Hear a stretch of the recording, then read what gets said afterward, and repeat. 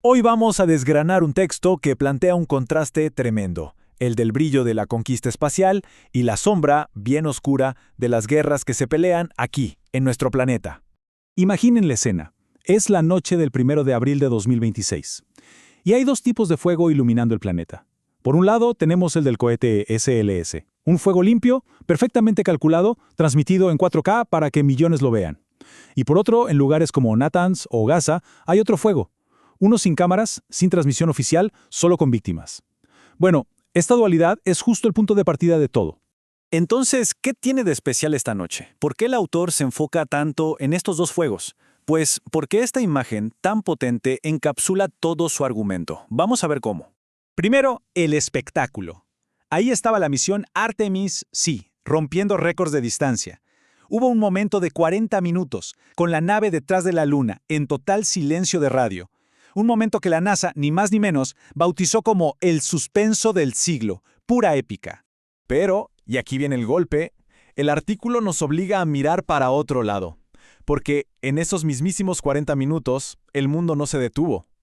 En Beirut, los bombardeos sumaban más cuerpos a la lista de no identificados.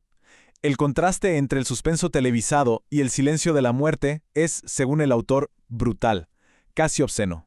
Y bueno, ¿cómo se explica esta desconexión tan radical? Aquí es donde la fuente presenta su tesis principal, un concepto bastante fuerte al que llama blanqueo sideral. Para entenderlo, primero hay que hablar de lo que el autor define como ingeniería del asombro. ¿Qué es esto? Es la idea de que esas emociones que sentimos, el asombro, la admiración, no son espontáneas, están diseñadas. Y el objetivo, según el texto, es muy claro, que mientras todos miramos para arriba con la boca abierta, nadie critique los conflictos que están ocurriendo aquí abajo. Y ahí es donde entra, ahora sí, el blanqueo sideral. Es básicamente usar esas historias épicas de cohetes y astronautas como una especie de detergente mediático para limpiar la imagen pública de un país que, casualmente, está metido en una guerra. Es una forma muy específica de lavado de imagen. Ahora, uno podría pensar que esto es algo de ahora, ¿no? Pero el autor dice, momento, esto ya lo hemos visto. Y nos lleva directamente a un ejemplo que todos conocemos, el programa Apolo. Y fíjense en esta cronología, porque es reveladora. 1968 ocurre la masacre de My Lai. Un año después, julio del 69, el mundo entero ve al Apolo 11 llegar a la Luna. Y la noticia de la masacre todavía era un secreto. Salió a la luz meses después. Y la cosa sigue. 1970, el drama del Apolo 13 y su fracaso exitoso acapara todos los titulares justo cuando la guerra de Vietnam se expandía a Camboya. Para el autor, no hay coincidencias. Todos hemos oído la frase de Armstrong, un pequeño paso para el hombre, un gran salto para la humanidad. Suena increíble, ¿verdad? Pero el texto nos pide ponerla en contexto.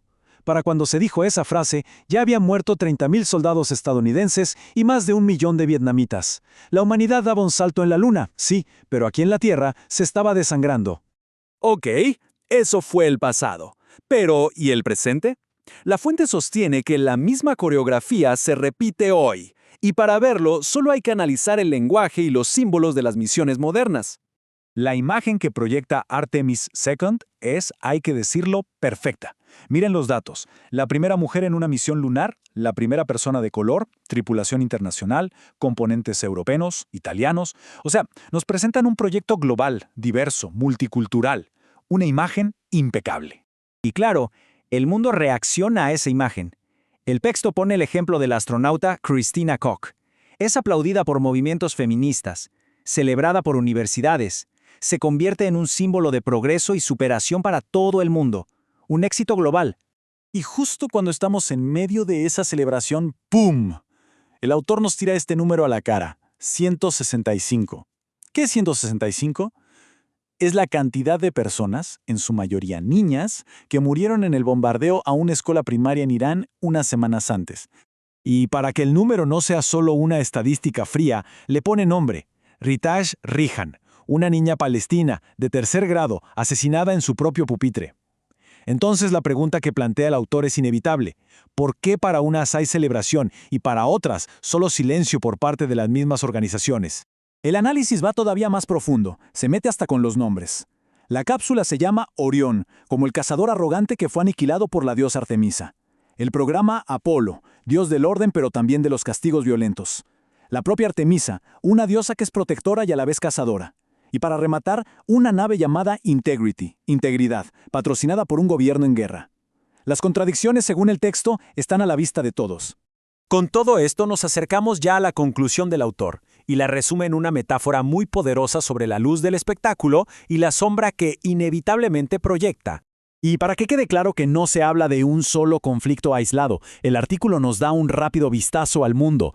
Treguas tensas en Gaza, bombardeos en Beirut, guerra civil en Sudán, violencia en el Sahel, en Myanmar, en Haití.